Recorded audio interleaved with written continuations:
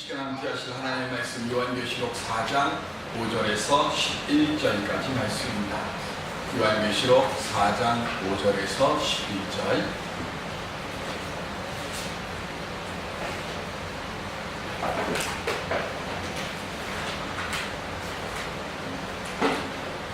보좌로부터 번개와 음성과 울의 소리가 나고 보좌 앞에 편 등불 7이 있으니 이는 하나님의 7 영이라. 보좌 앞에 수다가 들리다가 나고 보좌 가운데와 보좌 뒤에 열심히 있는데 앞에 문들이 닫았더라. 그 첫째 생물은 사자 같고 그 둘째 생물은 송아지 같고 그 셋째 생물은 얼굴이 사람 같고 그 넷째 생물은 날아가는 독수리 같은데 그 생물은 각각 6살에 가졌고 그 안과 주위에 문들이 닫았더라. 그들이 밤낮 쉬지 않고 이르기를 거룩하라 거룩하라 거룩하라 주 하나님 곧 또한 계시며 전에도 계셨고 이제도 계시고 장차 오시리라. 그 생물들이 보좌에 앉으사 세세토록 살아계시는 이에게 영광과 존귀와 감사를 돌릴 때에 24장로들이 보좌에 앉으시니 앞에요 세세토록 살아계시는 이에게 경배하고 자기의 밤을 보좌 앞에 드리며 이르되 우리 주 하나님이여 영광과 존귀와 권능을 받으시는 것이 합당하오니 주께서 만물을 지으신지라 만물이 주의 뜻대로 있었고 또 지으심을 받았나이다 하더라. 아멘. 우리 옆에 분들과 함께 인사하시기 바랍니다. 주께서 사랑하시고 축복하십니다. 주께서 사랑하시고 축복하십니다. 싱가포르의 유명한 작가인 요진이라는 분이 있습니다. 이분이 작가를 하기 전에 기자로 활동을 했었는데 기자 생활을 하다가 그만 볼펜이 다 떨어졌습니다. 그래서 마침 문구점에 저녁 때 가는 동료 기자가 있어서 동료 기자에게 볼펜을 좀 내일 아침에 출근할 때 사다 달라고 부탁을 했습니다. 그런데 그 부탁을 하면서 뭐라고 얘기하는가 하면 검정색은 필요 없어. 난 검정색 싫어해. 괜히 칙칙하고 그리고 스산한 느낌이 들거든. 그러니까 절대로 잊으면 안 돼. 검정색 사오지 마. 이렇게 부탁을 했습니다. 다음날 아침에 동료가 출근을 한 다음에 볼펜 한 다스를 사가지고 유진에게 건네줬는데 그 볼펜에 무슨 색깔의 볼펜을 사다 줬을까요? 검정색 한 다스를 사다 줬습니다. 유진이 화가 나서 말합니다. 아니 내가 검정색 싫다고 검정색 말고 다른 거 사오라 그랬더니 친구가 하는 말이 야 하루 종일 이리저리 뛰고 정신없이 다니다가 문구점에 딱 들어갔는데 내 머릿속에 기억나는 거 검정색밖에 없더라. 그래서 검정색 사온 거야 라고 친구가 얘기를 하니까 유진이 그때서 깨달은 겁니다.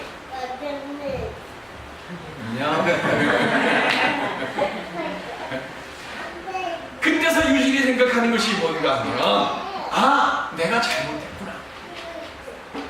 검정색 말고 다른 거 사달라고 하니까 사람이 머릿속에 기억나는 게 뭐예요? 이거 말고 하니까 이거 말고의 그것만 기억하는 거예요. 검정색 말고가 아니라 파란색을 사달라고 하든지 녹색을 사달라고 하든지 빨간색을 사달라고 하든지 무언가 내가 원하는 것을 분명히 말했어야 되는데 그리고 난 뒤에 유진은 그 다음부터 무엇이든지 하고 싶은 핵심만을 말하고 글로 쓰는 습관을 가지기 시작했다고 합니다. 오늘 우리가 기도할 때나 세상을 살아갈 때나 내 가정에서 무엇을 할 때나 무엇하면 안 되라고 하는 말을 하지 마시고요. 이것 하라고 하는 말을 하세요. 안 되는 거 자꾸 얘기하다 보면 안 되는 것만 보이는 것이고 안 되는 것만 기억합니다. 하라는 것을 이야기하고 이렇게 행해야 한다고 하는 것을 자꾸 강조하다 보면 내가 하고자 하는 습관이 생기고 할 수 있는 힘이 생기고 할 수 있는 소망이 생기는 줄로 믿습니다. 필요 없는 건 말하지 말고요. 필요한 것, 해야 할 것을 내가 말하세요. 왜? 하나님은 부정의 하나님이 아니라 긍정의 하나님이시기 때문에 그렇습니다.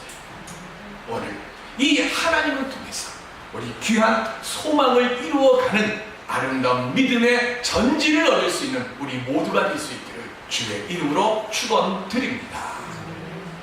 오늘 우리가 함께 봉독한 요한계시록은 4장의 말씀은 반모섬의 요한이 두 개의 교회를 향해서 편지를 쓴 겁니다. 두 개의 교회 그러니까 아닌데 2장하고 3장에 말해도 7교회인데 왜 두 개의 교회라고 할까? 두 개의 교회라고 하는 것은 하나는 지상의 교회고 또 하나는 천상의 교회를 얘기하는 이야기. 2장서부터 3장까지는 각 지역에 흩어져 있는 7교회에 보내면서 그들이 처한 영적 전투의 상황에 대해서 언급을 했습니다. 가난하거나 교만하거나 또는 연약하거나 시험에 물들거나 우리가 세상을 살아가면서 어쩔 수 없이 그런 상황 속에서 계속 살아갈 수밖에 없어요. 그러면서 이 세상 교회에 있는 교우들에게, 성도들에게 반모섬의 요한이 마지막으로 권면하는 말씀이 요한계시록 3장 21절 말씀입니다. 함께 보실까요? 시작. 이기는 그에게는 내가 내 보좌에 함께 앉게 하여 주기를 내가 이기고 아버지 보좌에 함께 앉은 것과 같이 하리라. 아멘. 영적 전투에서 이기라는 얘기예요. 이기는 자에게는 합니다. 그리고 난 뒤에 이 지상의 교회가 영적 전투를 할 수밖에 없으니까 지금 우리의 목표는 뭐예요? 패하지 않고가 아니라 뭘 목표로 한다고요? 이기는 것을 목표로 하는 거예요. 오늘 하나님께서 우리에게 우리를 부르신 이유는 패하지 않으려고 살아가라고 우리를 여기에 부르신 게 아니라 이기는 믿음을 가지고 살아가라고 우리를 여기에 부르신 겁니다. 왜 지금 요한계시록의 반모섬의 요한이 우리로 하여금 이기라고 영적 전투에서 지상의 교회가 세상에서 싸울 수밖에 없는 그 상황에 있음을 말하면서 우리 보고 이기라고 하느냐? 그 이기라고 하는 이유가 4장과 5장에 나옵니다. 4장과 5장은 하나님께 찬송을 드리는 천국 교회 하늘의 예배를 기록하고 있습니다. 그 하늘 예배에 참석할 수 있는 사람이 누굽니까? 먼저 하늘 예배 4장에 보시면 4장은 보좌에 앉으신 창조주 하나님께 영광을 돌리고 그 하나님이 영광을 받으심의 모습을 기록한 것이 4장입니다. 5장은 구속주 어린 양이신 예수 그리스도께서 영광을 받으심의 묘사가 5장입니다. 그리고 이 하늘 예배에 참석할 수 있는 사람들은 성령님께서 하시는 말씀을 듣고 순종함으로 이기는 자들이 이 예배에 참석하는 거예요. 교회가 세상을 이겨야 하는 이유가 바로 여기에 있습니다. 오늘 우리들이 열심히 신앙생활을 하고 이기는 자로 하늘 예배에 올라가야죠. 열심히 신앙생활을 했는데 이기는 자가 아니라 패하지 않은 자로 부끄러운 자로 하늘 예배에 올라가면 안 되지 않겠습니까? 그래서 반모섬의 요한이 말씀하는 겁니다. 너희는 이기는 자가 되라고 하는 겁니다. 힘과 물질로 교회가 세상을 이길 수 있습니까? 아닙니다. 교회는 힘과 물질로 세상을 이기는 것이 아니라 성령께서 교회에게 하시는 말씀이 무엇인지를 주의 깊게 살피고 이 말씀에 순종함으로 이기는 자들이 되어야 하는 것. 한국의 초대 시골교회의 모습들을 보면 제가 전도사 생활할 때 시골에서 신앙생활을 하다가 서울에 올라와서 교회를 섬기는 장로님들이나 권사님들이 하시는 말씀 중에 많이 들었던 얘기. 목사님, 새벽 기도 가려면 걸어서 30분, 1시간 되는 길을 매일 걸어갔습니다. 저희 시어머니가 그랬고요. 그리고 저도 그랬습니다. 왜 그렇게 갑니까? 비가 오거나 눈이 오거나 덥거나 춥거나 그렇게 교회에 가서 기도하는 거예요. 기도하는 이유가 뭐냐면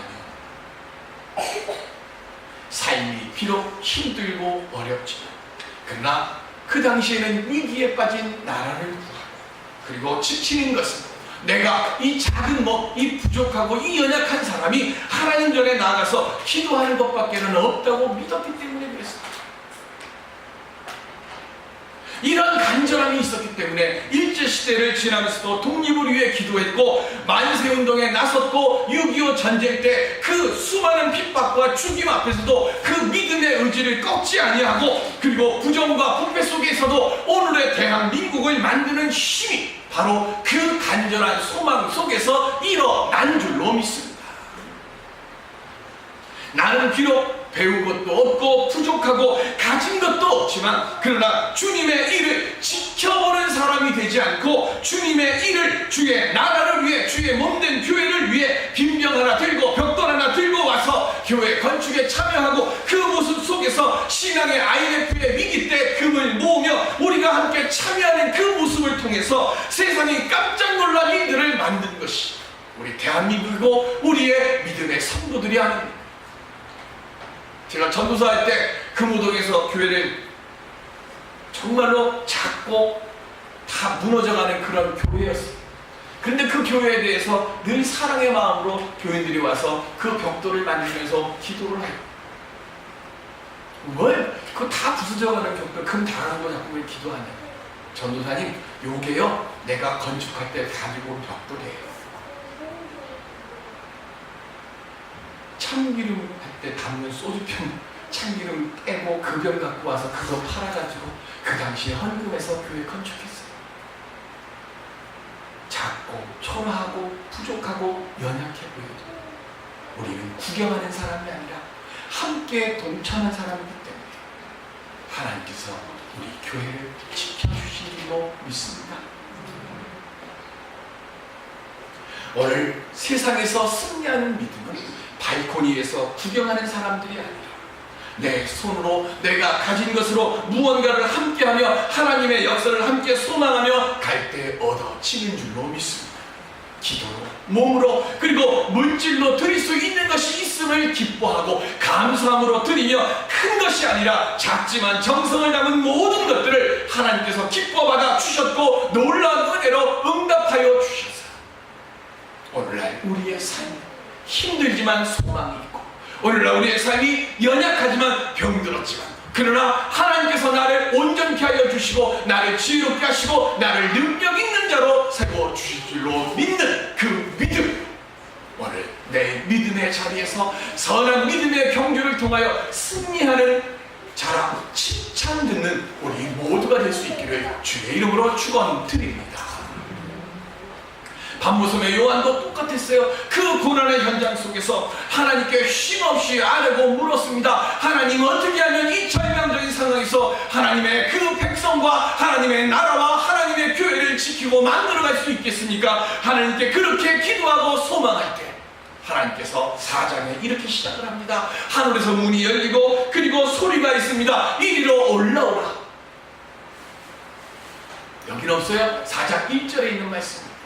그리고는 하루의 예배를 반모섬의 요한에게 보게 하십니다. 그러면서 하시는 말씀이 장차 일어날 일들은 내게 보이리라 말씀하시고 될 수 있는 것이 아니에요. 되었다가 바뀌는 게 아니라 절대로 바뀌지 않고 반드시 이루어질 것을 내가 너에게 보여주겠노라. 그러면서 보여주신 것이 뭡니까? 승리하는 믿음을 얻은 자에게 주어지는 은혜의 선물을 얻은 자가 누구인지 보아라는 겁니다. 그가 보았더니 보좌에 지금 24장로들이 앉아있어요.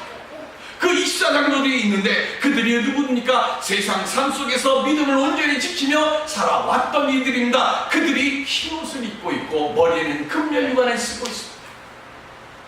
누가 흰옷을 입습니까? 요한계시록에 두 부류의 사람들이 흰옷을 입는다고 말씀합니다. 요한계시록 7장 14절에 시작. 내가 말하기를 내 주여 당신이 아시나이다 하니 그가 나에게 이르되 이는 큰 환난에서 나오는 자들인데 어린 양의 피에 그 옷을 씻어 희게 하였느니라. 아멘. 내가 씻은 게 아닙니다. 내 힘으로 된 게 아닙니다. 누구를? 예수 그리스도의 보혈의 피로 내가 깨끗이 씻김을 얻었음을 믿고 고백하는 사람. 두 번째는 요한계시록 3장 4절에 시작. 그러나 사대에 그 옷을 더럽히지 아니한 자 몇 명이 내게 있어 흰옷을 입고 나와 함께 다니리니 그들은 합당한 자인 연구라. 아멘. 세상의 유혹과 핍박 속에서도 믿음을 지킨 자들이 입는 옷이 바로 흰옷입니다. 이 24장로는 내 공로가 아니라 예수 그리스도의 보혈의 공로로 내가 깨끗이 씻김을 받았습니다를 늘 믿고 의지하고 그 믿음 속에서 비록 세상 속에서 유혹과 핍박과 환난 속에서 넘어질 것 같은 그 자리에서도 그 믿음을 순결하게 지켰기에 지금 그 그들이 하나님의 부르심을 받았습니다. 그리고 그들의 머리에는 금관이 쓰여 있다고 했습니다. 관도 그냥 관이 아니라 번쩍번쩍하고 한국 사람들이 참 좋아하는 금관입니다. 그 머리에 썼어요. 죽도록 충성하는 자에게 쓰여지는 것이 금관입니다. 두 번째는 주님께서 내게 맡겨주신 그 사명을 지키며 달려갈 길을 다 달려간 이에게 주시는 선물이 금멸관입니다. 세 번째로는 주의 나타나심을 사모하면서 선한 싸움을 싸우고 주님 앞에 서는 자에게 주께서 주시는 그 관이 바로 우리가 써야 할 관입니다. 오늘 예배를 드리는 우리들이 이 거룩한 천국 예배에 이 거룩한 흰옷을 입고 아름다운 금멸관을 쓰고 하나님과 함께 찬양하며 승리의 예배를 드릴 수 있는 우리 모두가 될 수 있기를 바랍니다. 그런데요, 그렇게 살려고 합니다.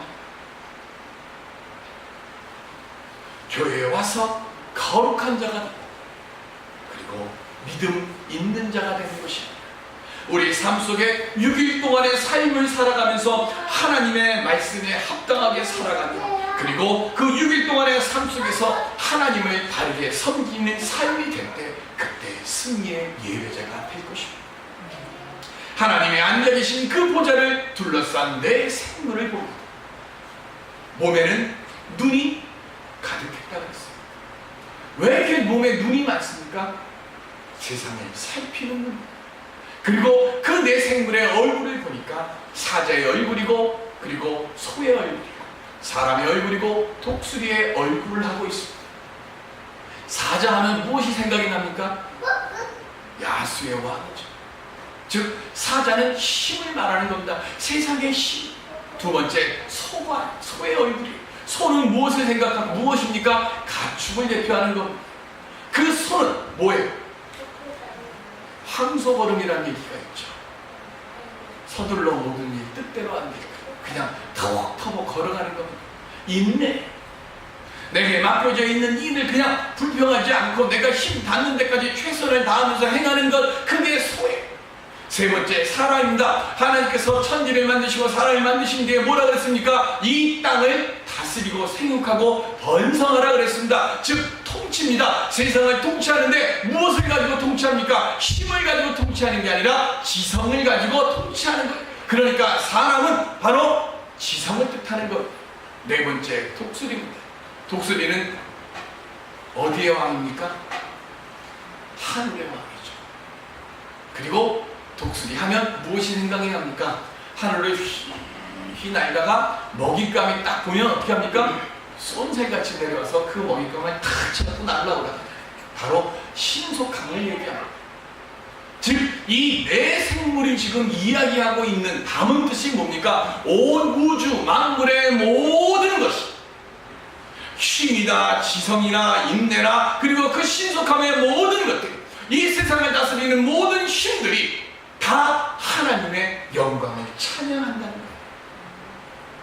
그 하나님의 영광을 찬양하면서 그 모습을 보고 있던 장로들이 10절에 보면 자기들의 머리에 쓰고 있는 금관을 벗어놨다고 했습니다. 하나님께서 씌워주신 금관을 왜 그들이 벗어놓습니까? 이사야서 43장 21절에 보시면 이 백성은 내가 나를 위하여 지었나니 나를 찬송하게 하려 함이라. 아멘. 우리는 하나님을 찬양할 자로 지음받은 자에, 그러니까 하나님께 찬양받은 자인 내가 비록 하나님께서 내 믿음의 온전한 승리를 축하하시고 나를 칭찬하시기 위해서 내 머리에 금관을 씌워 주셨다 할지라도 나는 칭찬받을 사람이 아닙니다. 나는 칭송받을 사람이 아닙니다. 오직 이 세상에 칭송받으실 분은 하나님 한 분밖에는 없습니다. 그러니 내 머리에 쓰여있는 이 금관은 내가 쓰일 자격이 없습니다. 그래서 겸손함으로 그 금관을 내려놓습니다.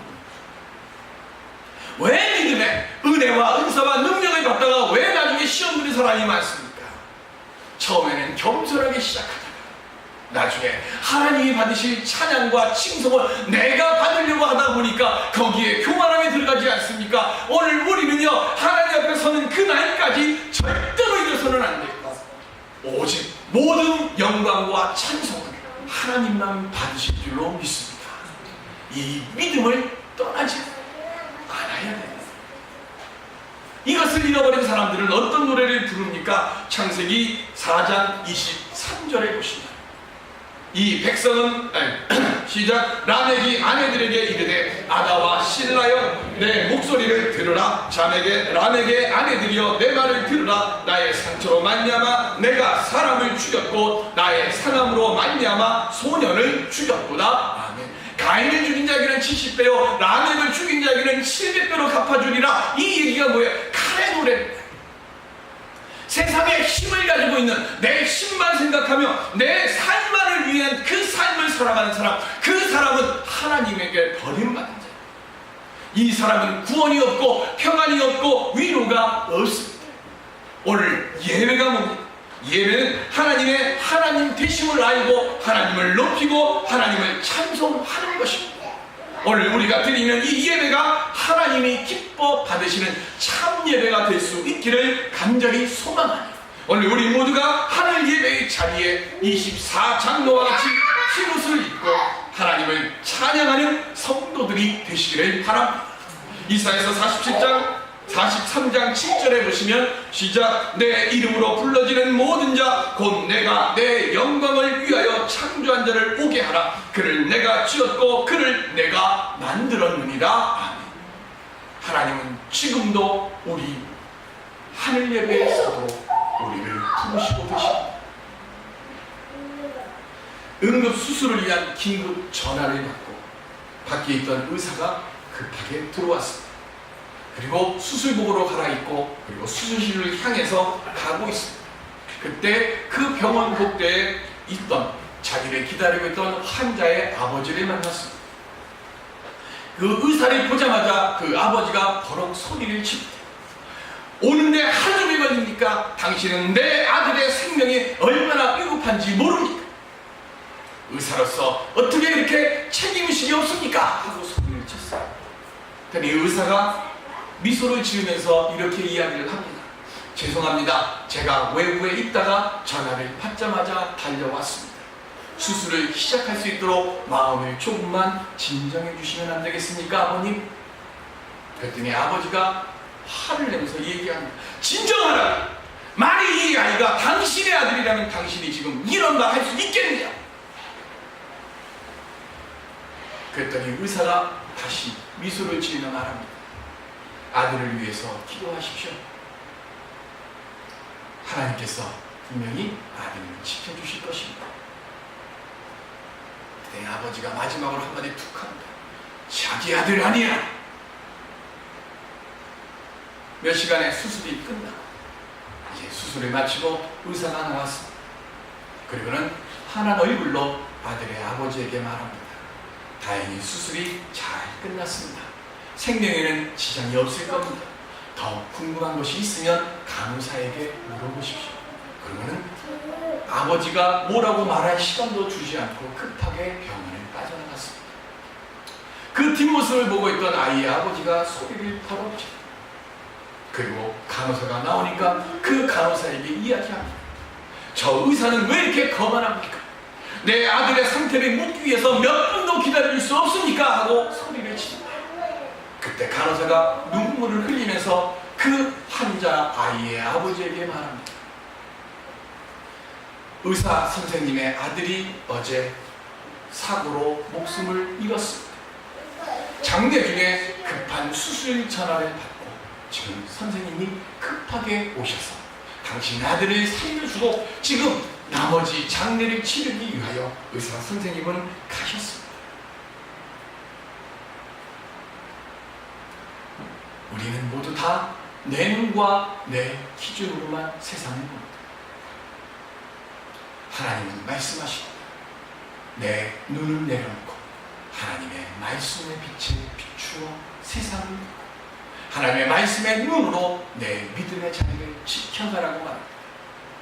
말은 더디게 그러나 행동은 빠르게 그리고 그 모습을 통해 하나님께서 나와 함께 하심을 우리가 드러내며 증거하며 하나님으로부터 창조 찬양할 자로 창조받은 오늘 우리들을 기원합니다. 내 믿음의 자리 속에서 온전히 내게 주어지는 말씀에 집중하며 하나님께서 원하시는 삶을 살아가며 착하고 충성된 종이라 인정받을 수 있는 그 믿음으로 살아갈 때, 그때 오늘 이 예배가 하늘의 예배가 되어질 것이고, 오늘 우리들이 하늘의 거룩한 예배를 드리는 24 장로 중에 한 사람으로 우리 모두가 서게 될 줄로 믿습니다. 그 은혜를 얻을 수 있는 우리 모두가 될 수 있게 주의 이름으로 축원드립니다. 기도하시죠.